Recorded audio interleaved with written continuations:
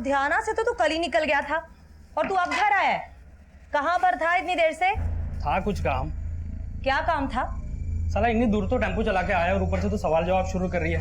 फिर चाय बना दे, बहुत थक गया हूँ मैं। एक दरवाजे से दूसरे दरवाजे जा जाके ना मैं भी बहुत थक जाती हूँ। जानता हूँ, पर एक चाय तो बना दे। रुक, तू ना ये सब्जी काट दे। खाना खाना है ना तो मदद करनी पड़ेगी मेरी।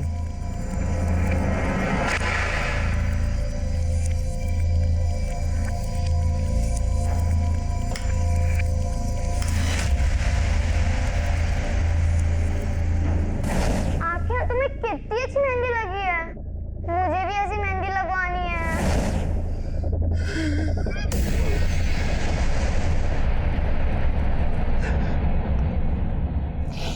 कल आखिरी बार मेरी प्रमिला से फोन पे बात हुई सर। गोविंद, आज आप फिर टिफिन ले जाना भूल गए? हाँ जानता हूँ, डोंट वरी, कुछ खा लूंगा बाहर में। वैसे बनाया क्या तुमने? मटर पनीर। लेकिन आप क्यों पूछ रहे हैं? आप तो वैसे भी बाहर खाने वाले हैं। अरे तो रात को घर पे आके खा सकता हूँ ना। अच्छा गोविंद, वो बच्चों के स्कूल से आने का टाइम हो गया तो मैं फोन रखती हूँ, उन्हें लेने जाना है। सर फिर मुझे पता चला कि प्रमिला बच्चों को लेने पहुंची नहीं थी। बच्चे वहां वेट करते रहे, फिर किसी पड़ोसी ने देखा तो वो बच्चों को लेके घर आए। वो घर आए तो देखा कि वहां ताला लगा हुआ है।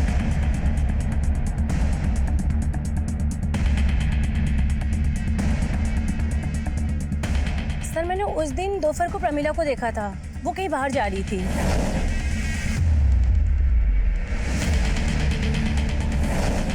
तो उस दिन प्रमिला को देख के आपको लगा कि वो कुछ अपसेट है या आपको कुछ अजीब लगा?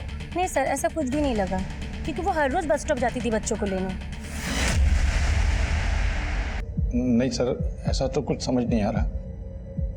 प्रमिला जी वर्किंग थी या हाउसवाइफ? सर थी तो हाउसवाइफ, लेकिन साथ साथ में शेरूल की मेंबरशिप ले रखी थी। शेरूल मतलब? शेरूल एंटरप्राइजेस। सर ब्यूटी प्रोडक्ट बनाते हैं ये लोग। तो प्रमिला आसपास पड़ोस में और रिलेशन में ये प्रोडक्ट बेचती थी।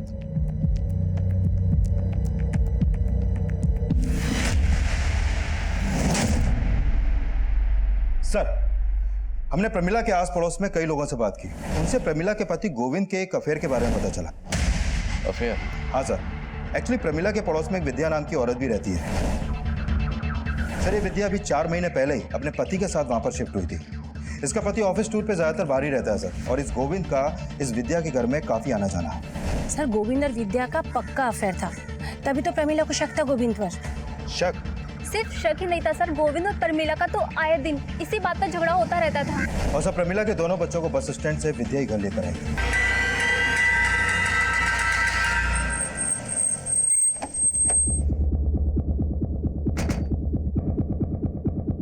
सर ये प्रमिला की पोस्टमार्टम रिपोर्ट। सर रिपोर्ट में सामने आया है कि प्रमिला का मर्डर उसी शाम हो गया था जिस दिन उसके पति गोविंद ने उसकी मिसिंग कंप्लेंट दर्ज करवाई थी।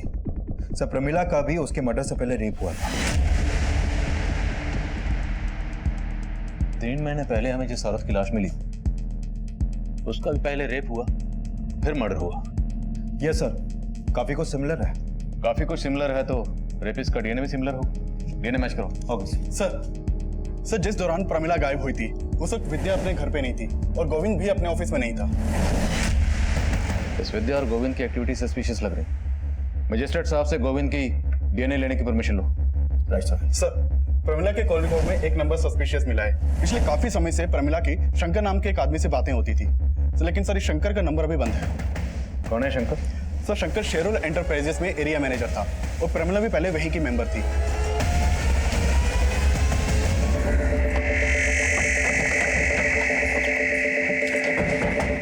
यस सर, शंकर पहले हमारी कंपनी में था। उसी ने प्रमिला को हमारी कंपनी में इंट्रोड्यूस किया था, पर सर बाद में प्रमिला ने उसकी कंप्लेंट की। सर कैसी कंप्लेंट? शेरूल एंटरप्राइजेस का जो प्रोडक्ट इस बार मेरे बनाए हुए मेंबर्स को अलॉट हुआ है वो नकली है। ये आपसे किसने कहा? अरे किसने कहा मतलब? मैंने खुद चेक किया है। देखिए मैम, आप इधर आइए। मुझे कहीं आने की जरूरत नहीं है, आप मेरी बात सुनिए। शेरूल एंटरप्राइजेस का टैग उस प्रोडक्ट पे है, लेकिन प्रोडक्ट नकली है। देखिए मैम, आप आराम से बात कीजिए, मैं आपको प्रमिला की कंप्लेंट जायज़ थी सर। हमने इंक्वायरी की तो पता चला कि सिर्फ प्रमिला नहीं, ऐसी कई और औरतों को भी चीट कर रहा था। सर एक्चुअली शंकर थोड़ा सा कैरेक्टरलेस था। थोड़ा सा मतलब? Actually he is a womaniser. हमारे ऑफिस में काम करने वाली और भी कई फीमेल एम्प्लॉयज़ ने उसकी कंप्लेंट की। हमारी कंपनी की रेपुटेशन का सवाल था तो हमें उसे जॉब से निकालना पड़ा। आपने शंकर को जॉब से कब निकाला? यही कोई 15-20 दिन पहले।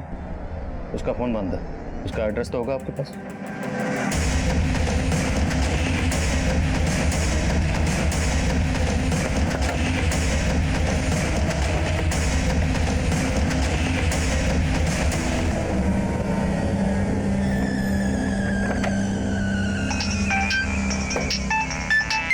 हाँ विकास।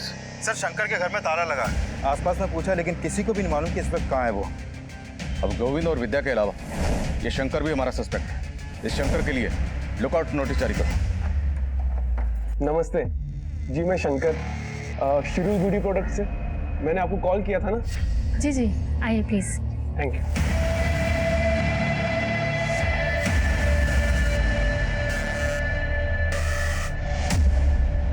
चाय कॉफी कुछ? नहीं नहीं शुक्रिया, आप आइए ना, बैठिए। 2 मिनट में मैं आपको स्कीम समझा दूंगा, आइए। पहले ना आप मेरी स्कीम सुन लीजिए, और बस थोड़ी सी इन्वेस्टमेंट है और आप घर बैठे बहुत पैसे कमा सकती है। पर कैसे? बहुत ही सिंपल है मैम। जैसे ही आप हमारी कंपनी की मेंबरशिप लेंगी तो आपको एक ऐसी प्रोडक्ट किट दी जाएगी और आप अपनी ही तरह बाकी लोगों को भी ये प्रोडक्ट बेच के अच्छे पैसे कमा सकोगी। और हाँ मैम, हमारे कंपनी से आपको अच्छे बेनिफिट्स भी मिलेंगे और अच्छी मार्जिन भी मिलेगी।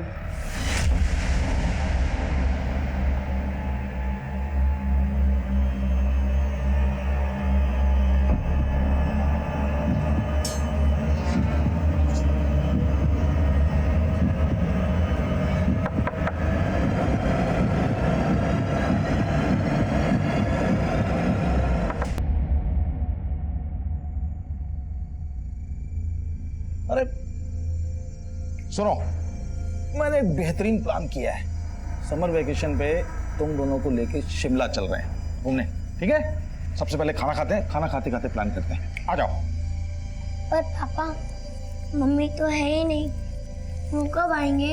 मम्मी आ जाएंगी बेटा, उससे पहले आ जाएंगी ना। झूठ बोल रहे आप, अब वो नहीं आएंगी क्योंकि आपने उनको मार डाला है। क्या बोल रही हो तुम? किसने कहा तुमसे ये? सब यही कहते हैं कि आपने और विद्या आंटी ने मिलकर मम्मी को मार डाला। झूठ बोलते हैं सब बेटा, ऐसा कुछ नहीं किया। आप झूठ बोल रहे हो। अब आप हम दोनों को भी मार डालोगे ना? बेटा ऐसा मत बोलो। मुझे ऐसे बात नहीं करनी। चल माधव। तृप्ति, माधव, बेटा तृप्ति, बेटा बेटा दरवाजा खोलो तृप्ति। माधव,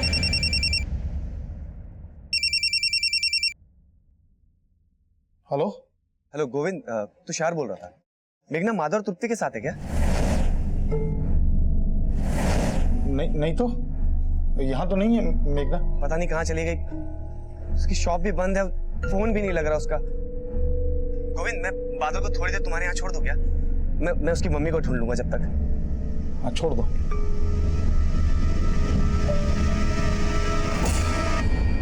बहन जी आप एक काम करो, ये बच्चा मुझे दे दो, आप ना आराम से देखिए। लो। अच्छा जी, संभाल।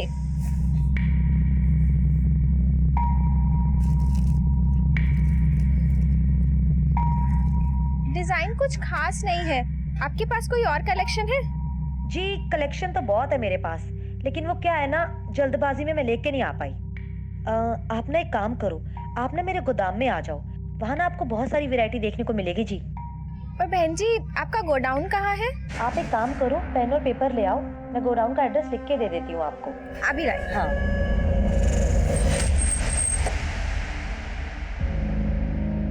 सर, साईनगर थाने में जहाँ पर प्रमिला की मिसिंग कंप्लेंट फाइल हुई थी, वहाँ से एक इन्फॉर्मेशन आई है। उसी थाने में प्रमिला के मोहल्ले की एक और औरत की मिसिंग कंप्लेंट दर्ज की गई है। कौन औरत? सर ये मेघना बेस्ट।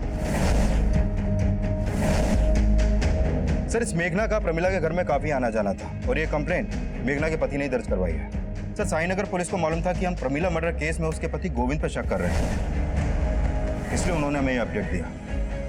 विकास, इस मेघना के पति से भी मिलते हैं, देखते हैं वो गोविंद के बारे में क्या कहता है।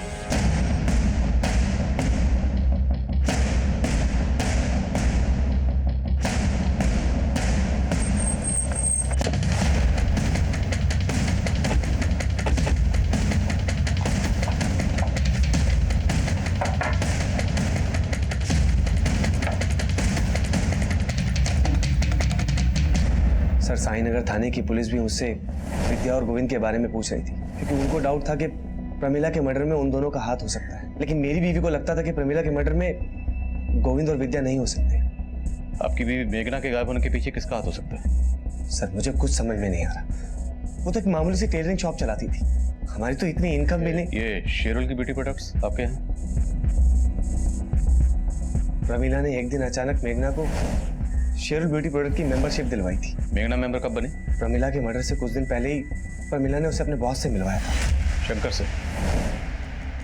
शायद, लेकिन फिर पता चला कि उनकी किट में सारे प्रोडक्ट फेक हैं। प्रमिला ने कहा था कि मेघना को अपने बॉस से सारे पैसे वापस दिलवा देगी, लेकिन प्रमिला हमें पैसे दिलवाती उससे पहले उसकी डेथ हो गई। मुझे लगा कि मेघना शंकर से मिलने उसके ऑफिस गई होगी, लेकिन मैंने जब वहां जाके पता किया तो पता चला कि शंकर को तो कुछ दिन पहले ही ऑफिस से निकाल दिया गया था और मेघना तो कभी ऑफिस गई नहीं थी। सर हम मानते हैं कि प्रमिला के साथ मेघना को भी शंकर ने चीट किया होगा, पर सर मेघना यहाँ कभी नहीं आई। और सर हम तो आपको पहले ही बता चुके हैं कि शंकर को हमने जॉब से निकाल दिया था। सर पहले प्रमिला का मर्डर और अब मेघना गायब, और इन दोनों का कनेक्शन इस शेरुल एंटरप्राइजेस से ही जुड़ा हुआ है। सर कहीं ऐसा तो नहीं कि प्रमिला की तरह इस मेघना को भी शंकर ने गायब किया हो? शंकर के घर पे ताला लगा हुआ है और उसका फोन बंद है। ये मेघना शंकर के टच में आई कैसे? मेघना के कॉल रिकॉर्ड निकलो, हो सकता है उसमें शंकर का कोई दूसरा नंबर। मंजू तब तक हमारे लिए एक अनजान लाश थी, और प्रमिला मर्डर केस का मंजू के केस से कोई ताल्लुक था या नहीं ये तब हम श्योर नहीं थे। और प्रमिला मर्डर केस में हमें उसके हस्बैंड गोविंद का मोटिव नजर आ रहा था, और शंकर भी प्राइम सस्पेक्ट बन के सामने आया था। और अब मेघना मिसिंग केस भी मेघना मर्डर केस में तब्दील होने वाला था।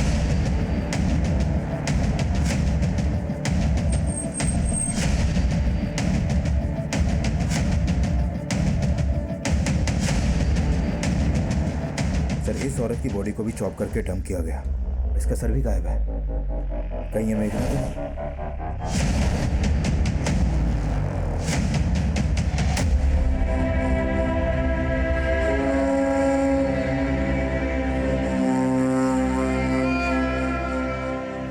तीनों मर्डर्स में मॉडस ऑपरेंडी सेम है, तो कातिल भी सेम ही होगा। प्रमिला और मेघना के मर्डर्स में ये शंकर कॉमन, तो पूरे चांसेस हैं कि जिस औरत की लाश हमें 3 महीने पहले भी इस प्राइम में मिली थी उसका कातिल भी यही शंकर होगा। सर शंकर का नेटिव एड्रेस कानपुर का है, वहाँ इसके पेरेंट्स रहते हैं, लेकिन ये काफी टाइम से कानपुर गए नहीं। लेकिन कानपुर पुलिस की इसके पेरेंट्स पे नजर है।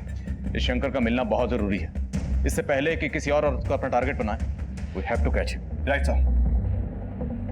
तुम बहुत मजाकिया हो। वैसे मुझे तुम्हारी स्किन पसंद है। और मैं क्या?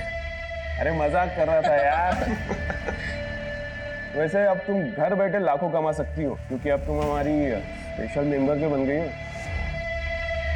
और स्पेशल मेंबर के लिए स्पेशल गिफ्ट। गिफ्ट? मेरे लिए?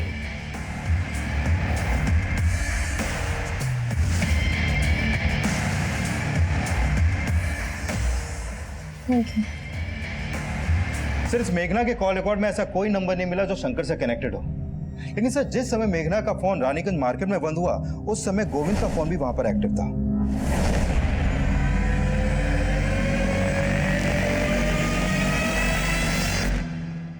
दीदी पापा झूठ नहीं बोल रहे, वो हमसे बहुत प्यार करते हैं और अब बिना वजह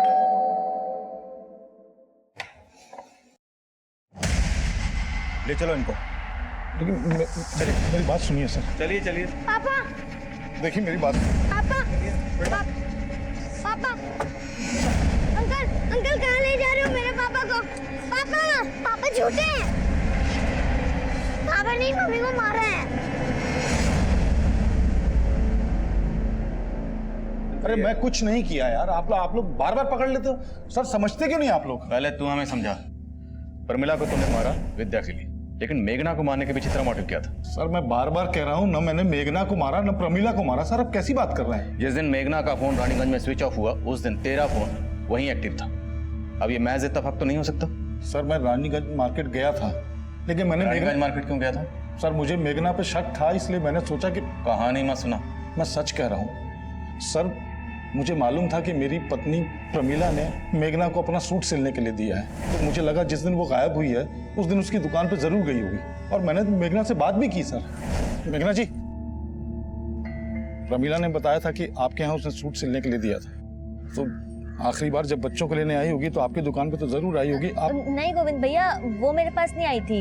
अगर वो आई होती तो मैं आपको पहले बता देती। लेकिन आपको मुझे लेट हो रहा है, मैं भी चलती हूँ। हाँ? सर मुझे लगा मेघना झूठ बोल रही है, तो मैं उस पर नजर रखने लगा और उसका पीछा करते हुए रानीगंज मार्केट गया था मैं। सर मुझे लगता है मेघना को पता चल गया था कि मैं उसका पीछा कर रहा हूँ, इसलिए वो मार्केट में चालाकी से गायब हो गई। सर चालाकी तू कर, बोल मेघना और प्रमिला को मारने के पीछे की असली कहानी क्या है? और विद्या को इसलिए फंसा रहा था ना ताकि पहले उसका रेप करे फिर मर्डर।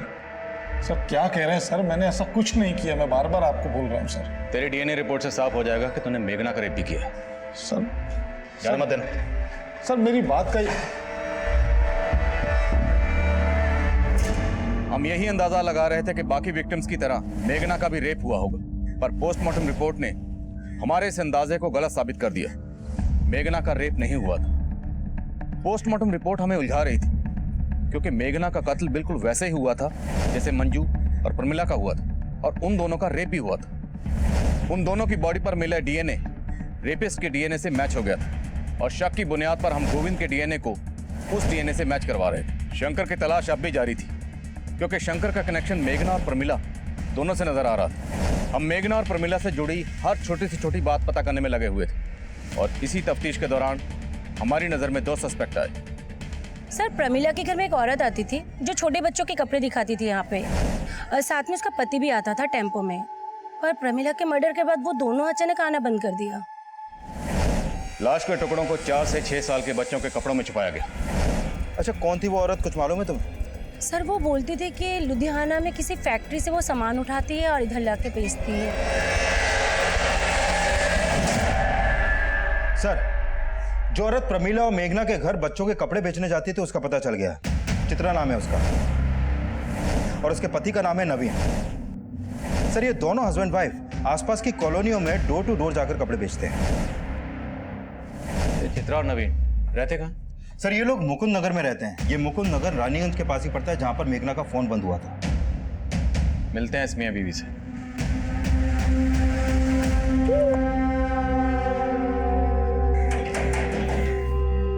जी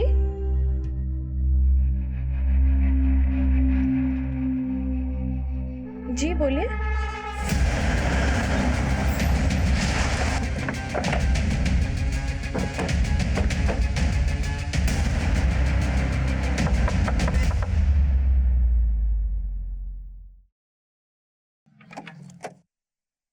चित्रा जी चेक करो सब्जेक्ट। अरे कोई भी गाना छोड़ना है, ये सब आप कोई लोग ना क्या कोई कर रहे जरूर मिलेगा। चेक कर, हैं? अरे मेरे घर में इस तरीके से छानबीन क्यों कर रहे हैं सर? अभी पता चलेगा। सुना तो डोर टू डोर जाकर डिलीवरी नहीं करती, कस्टमर को अपने डोर तक भी बुलाती। कितनी औरतों को बुलाया अभी तक? सर, ये आप क्या कह रहे हैं? मुझे कुछ समझ में नहीं आ रहा है। सब समझ में आ जाएगा। ये कपड़े तो नहीं बेचे हैं? नहीं सर, ये कपड़े मैंने किसी को नहीं बेचे जी। अच्छा, तब तो तू इस आदमी को भी नहीं जानती होगी। नहीं सर, मैं इस आदमी को भी नहीं जानती। तेरा पति कहाँ है? जी वो तो लुधियाना गया हुआ है। झूठ बोलती है? मैडम जी, मैं झूठ नहीं बोल रही हूँ, सच बोल रही तेरे हूँ। पति का फोन नंबर और टेम्पो का नंबर बोल। ठीक है सर जी। सर, चित्रा के पति नवीन का नंबर अभी रानीगंज में एक्टिव है। और उसकी बीवी बोली थी वो लुधियाना गया। उसके फोन की एग्जैक्ट लोकेशन ट्रैक करने के लिए कहो और बोलो तुरंत मेरे फोन पे भेजें। सर,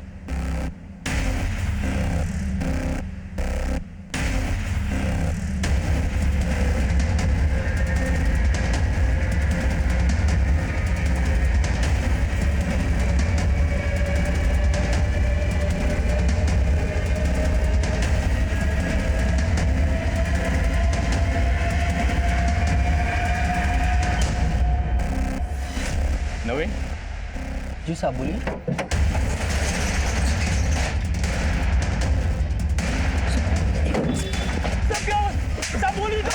सर देखिए, ये देखिए सर।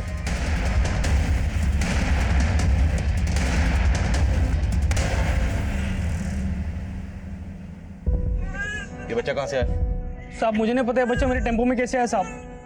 तो औरतों का रेप और कत्ल करने के साथ साथ बच्चे भी चुरा के बेचता है। साहब मैं सच बोलता हूँ, पता नहीं बच्चा कैसे आया टेम्पो में साहब। साहब यकीन मानिए मैंने कुछ नहीं किया साहब। तू जो करता तेरी बीवी भी जानती है ना? सीधा सीधा बोल वरना उधेड़ के रख देंगे। सर मैं लुधियाना जा रहा था, वो रानीगंज मार्केट से गारमेंट वाले का पेमेंट उठाना था, इसलिए मैं वहाँ रुक गया। आप चाहे तो पता कर सकते हैं। ये ऐसे नहीं मानेगा, उधेड़ ऐसे बोल। साहब मैंने कुछ नहीं किया साहब, साहब मैंने कुछ नहीं किया, साहब मैंने कुछ नहीं किया, साहब। सर, इस नवीन को बहुत तोड़ा है, लेकिन वो किसी भी मर्डर में अपना हाथ होने से इनकार कर रहा है। और मैंने कंफर्म किया कि वो आज वाकई में रानीगंज के गारमेंट शॉप से अपना पेमेंट लेने ही गया था। मुझे सर नवीन की बीवी चित्रा ने उस बच्चे को आइडेंटिफाई किया है जो उनके टेम्पो में मिला था। उसने बताया कि वो बच्चा उसकी एक कस्टमर अनुषा का है। लेकिन सर चित्रा इस बात से खुद हैरान है कि बच्चा उसके पति नवीन के टेम्पो में कैसे पहुंचा। अनुषा, पता करो ये अनुषा कहाँ रहती है। सर,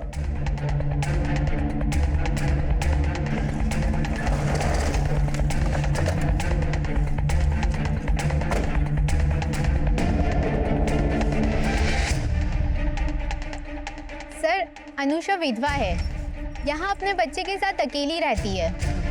अच्छा कहाँ गई है ये, अभी कुछ मालूम है तुम्हें? 3-4 घंटे पहले मैंने उसे किसी आदमी के साथ जाते देखा था। कौन था वो आदमी, जानती हो उसे? चेहरा तो याद नहीं, पर उसे देखकर लग नहीं रहा था कि उसे कोई जबरदस्ती ले जा रहा है। वो खुद उस आदमी के साथ गई थी। अच्छा, इस अनुषा का नंबर है तुम्हारे पास?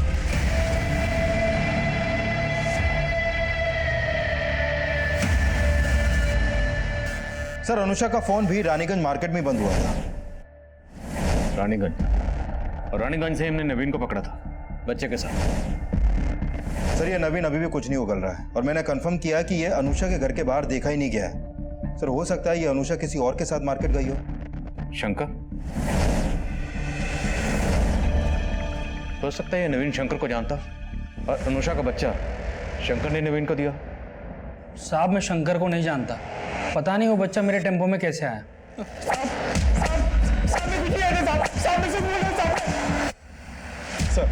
सर शंकर के पेरेंट्स का नंबर हमारी सर्वेलेंस पे था।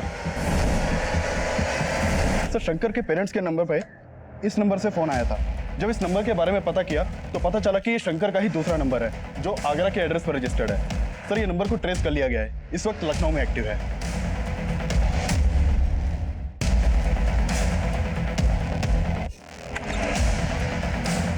शंकर कहाँ? क्या बात है सर? चेक करो। अरे बात क्या है? अंदर चेक करो,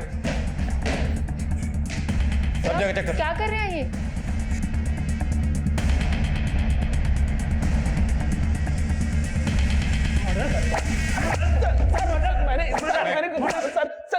सर मैं मानता हूँ कि मैंने कई औरतों को चीट किया है और प्रमिला जैसी कई औरतों को मुझसे प्रॉब्लम भी थी सर, लेकिन मैंने मर्डर नहीं किया सर।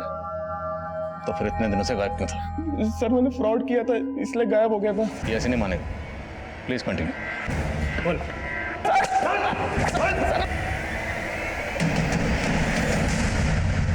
तृप्ति बेटा, चुपचाप क्यों बैठी हो? पापा ने आज तुम्हारे लिए सरप्राइज प्लान किया है। तुम चाहती थी ना कि तुम भी मम्मी की तरह मेहंदी लगाओ। देखो क्या लाया हूं तुम्हारे लिए, ये देखो। और इतनी प्रैक्टिस की है तुम्हारे लिए कि अब तुम्हें भी मम्मी की तरह बिल्कुल राज। पापा, दीदी आप पर ट्रस्ट नहीं करती। मैं करता हूँ ना, आप मुझे मेहंदी लगा दो। मेहंदी लगाने के बाद पापा मम्मी की तरह तेरी भी हाथ काट देंगे। तृप्ति, दरवाजा खोलो तृप्ति। सर, जिस दौरान अनुषा का फोन रानीगंज मार्केट में बंद हुआ उस समय शंकर रानीगंज में था ही नहीं। और ये भी नवीन की तरह बार बार यही बोल रहा है कि इसका किसी भी मर्डर में हाथ नहीं है। और सर, नवीन और चित्रा के घर में भी ऐसा कोई क्लू नहीं मिला है जिससे लगे कि वहां पर कोई मर्डर हुआ है। मेघना का फोन भी रानीगंज में ही बंद हुआ था और उसकी लाश मिली। अनुषा का फोन भी रानीगंज में ही बंद हुआ, अनुषा गायब होगी और इसका बच्चा हमें मिला रानीगंज में ही नवीन के टेम्पो में। और जिस पार्क में हमें औरत की कटी हुई लाश प्रेम में मिली थी वो पार्क भी रानीगंज में ही है। और प्रमिला जाने से पहले अपना फोन घर पर छोड़ के गई थी, तो हो सकता है शायद प्रमिला भी रानीगंज में कहीं गई हो। तो रानीगंज में ऐसा कोई ठिकाना है जहां पर्पसली इन औरतों को पहले बुलाया जाता है, फिर रेप किया जाता है और उसके बाद उनका मर्डर। पर सर, रानीगंज काफी बड़ा एरिया है, वो कहाँ जाती थी ये पता करना आसान नहीं होगा। पर पता करना तो है ना। रानीगंज में जहां जहां सीसीटीवी है सब जगह की सीसीटीवी फुटेज निकालो, उसे खंगालो, खासकर उस वक्त की जब हमें इस औरत की कटी हुई लाश वहां मिली थी। हो सकता है इससे हमें इस औरत की पहचान मिले और हम कातिल तक पहुंच जाएं। हम अब भी ऐसी कई कोशिशें कर रहे थे जिनको अंजाम तक पहुंचाना आसान नहीं था, लेकिन इन कोशिशों के कुछ नतीजे हमारी टीम का हौसला बढ़ा रहे थे। सर, आपका अंदाजा बिल्कुल सही था। प्रमिला की हत्या वाले दिन वो रानीगंज मार्केट के एक सीसीटीवी में कैप्चर हुई थी और मेघना उसी मार्केट के दूसरे सीसीटीवी में। ये देखिए सर। लेकिन इसके बाद ये लोग कहाँ गए होंगे इसका पता नहीं चल पाया। रानीगंज में उस क्राइम सीन तक पहुंचने के लिए अभी हमें और हाथ पैर मारने थे, और जब हमने रानीगंज का 3 महीने पुराना डंप डाटा स्टडी किया तो हमें उस मंजू की पहचान भी मिल गई जिसका कत्ल 3 महीने पहले हुआ था। सर, हमने रानीगंज मार्केट का 3 महीने पहले का डंप डेटा स्टडी किया। उसमें 5 नंबर ऐसे मिले जो अभी बंद है, जिसमें से 4 नंबर मेल के नाम पे रजिस्टर्ड है और 1 नंबर इस मंजू शर्मा के नाम पे रजिस्टर्ड है। सर, इस मंजू की उम्र लगभग 26 साल की है और जिस औरत की लाश हमें 3 महीने पहले मिली थी उसकी उम्र भी 25 से 28 साल के बीच की थी। और ये नंबर तो मथुरा के एड्रेस पर रजिस्टर्ड है। राइट सर, लेकिन इस मंजू का लखनऊ में भी आना जाना था और सर मेघना के कॉल रिकॉर्ड में भी मंजू का नंबर मिला है। मेघना तुषार की बीवी? हाँ सर, और ये भी पता चला है कि तुषार ने एक गोडाउन रेंट पे ले रखा है जो रानीगंज में है। ये वहाँ का एड्रेस है सर।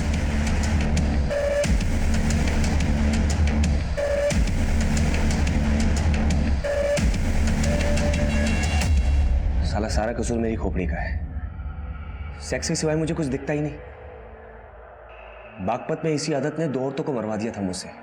मेघना को मुझ पे शक होने लगा तो मैंने उसे ऐसा घुमाया कि वो मुझ पे विश्वास करने लगी और मेरे साथ यहाँ लखनऊ शिफ्ट हो गई। यहाँ आकर उसने सिलाई की दुकान खोली और रानीगंज में एक गोडाउन भी ले लिया।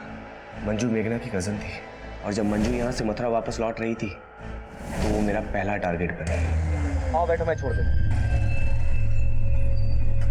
मुझे सिर्फ 2 मिनट का काम है, फिर मैं तुम्हें बस स्टॉप पे छोड़ दूंगा। ठीक है।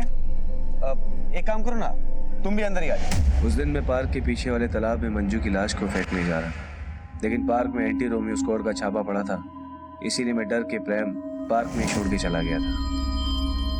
तो फिर मंजू के बाद प्रमिला? तुषार भैया, मेघना?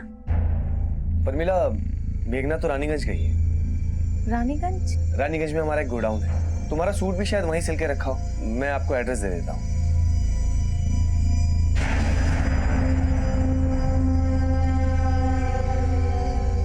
मंजू और प्रमिला के मर्डर के बाद मेघना को मुझ पे शक होने लगा, इसलिए मुझे उसे भी रास्ते से हटाना पड़ा। इसलिए बहाने से मैंने उसे गोडाउन पे बुलाया और फिर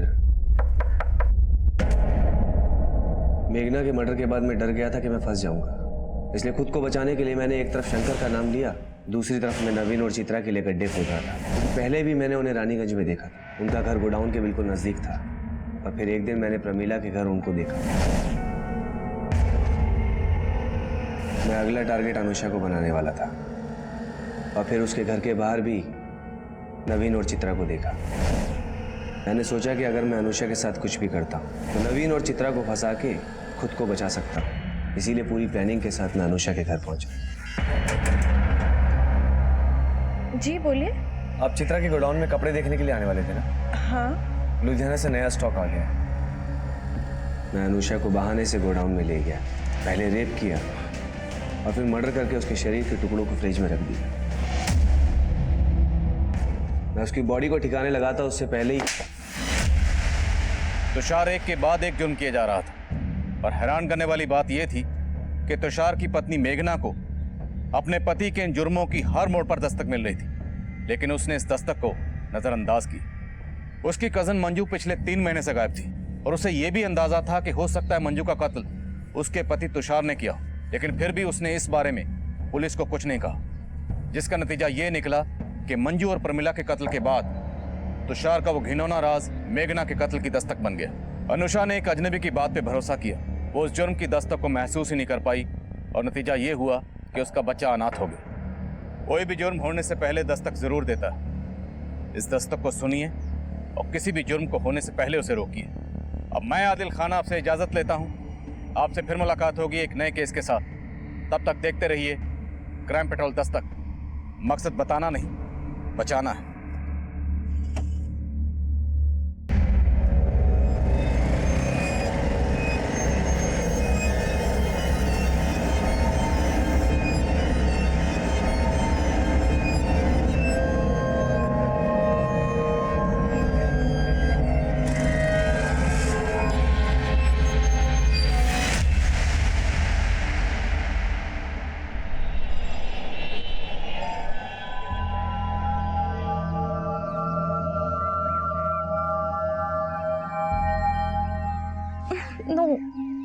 तुम समझ नहीं रहे हो, यहाँ पे कितने सारे लोग हैं, इनके सामने। अरे कहाँ जा रहे हो? तुम पागल हो क्या? ये किसका बच्चा उठा लाए? इसमें किसी का बच्चा नहीं है, देख देख खाली है। खाली है तो फिर हमारे किस काम का? वहाँ भी तो बेकार ही पड़ा था, कम से कम हमारे किसके तो काम आएगा।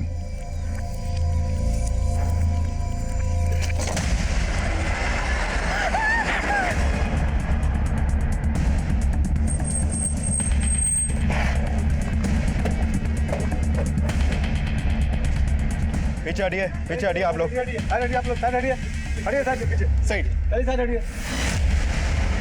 सर हम झूठ नहीं बोल रहे, ये प्रेम वहाँ लवारिस पड़ा हुआ था। सोने सर, दोनों का फोन नंबर और एड्रेस लो। सर, लाश का सर गायब है और बॉडी को कई टुकड़ों में काटकर इन बच्चों के कपड़ों में भरा गया है और फ्रेम के निचले वाले हिस्से में डालकर बॉडी को यहाँ पे डंप किया गया सर। बॉडी को यहाँ गार्डन में लाकर डंप किया गया, तो किसी ने तो देखा होगा। सर गार्डन और गार्डन के आसपास कहीं कोई सीसीटीवी नहीं है, लेकिन लोगों से पूछताछ चल रही है, शायद किसी ने कुछ फिटनेस किया हो। बॉडी को पोस्टमार्टम के लिए भेजिए। हो गए। नमस्कार, आदाब। मैं inspector Adil Khan, crime petrol Dastak में आपका स्वागत करता हूं। मैंने अपने करियर में कई मर्डर केसेस सॉल्व किए हैं, लेकिन ये केस काफ़ी लिहाज से अलग था। लाश को ठिकाने लगाने के लिए कोई प्रेम का इस्तेमाल करे, ऐसा मैंने पहले कभी नहीं देखा था। और जो लाश हमें मिली थी वो मंजू शर्मा नाम की एक लड़की की थी। लाश को 22 टुकड़ों में काटा गया था और लाश का सर गायब था, लेकिन 3 महीने बाद भी हम उसकी पहचान पता नहीं कर पाए थे। अब ये केस बैकलॉग में चला गया, लेकिन 3 महीने बाद फिर से वही माहौल बना जिसने हम सबको हिला के रख दिया।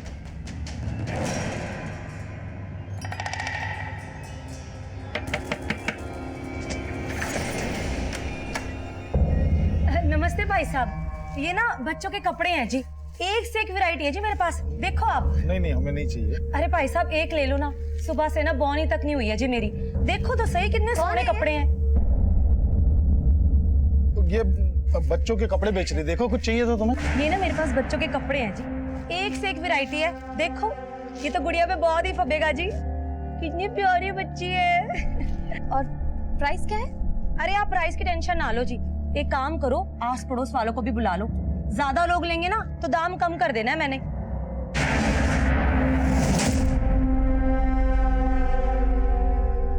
ये देखो जी बहन जी, एक से एक वैरायटी है मेरे पास। ये सारे कपड़े ना लुधियाना की फैक्ट्री से लेके आती हूँ जी मैं। ये कपड़े अगर आप मॉल में जाओगे ना 10 गुना ज्यादा रेट पे मिलेंगे आपको।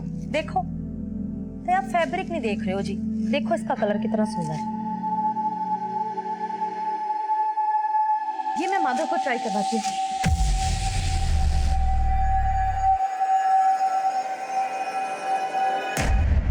बेटा मैं रोटी और ला रहा हूँ। अरे परमीला भाभी, आपने तो पूरा मार्केट लगा दिया आज। अरे बहन जी तुसी भी देखो ना कितने सोने सोने पीस है, ये देखो।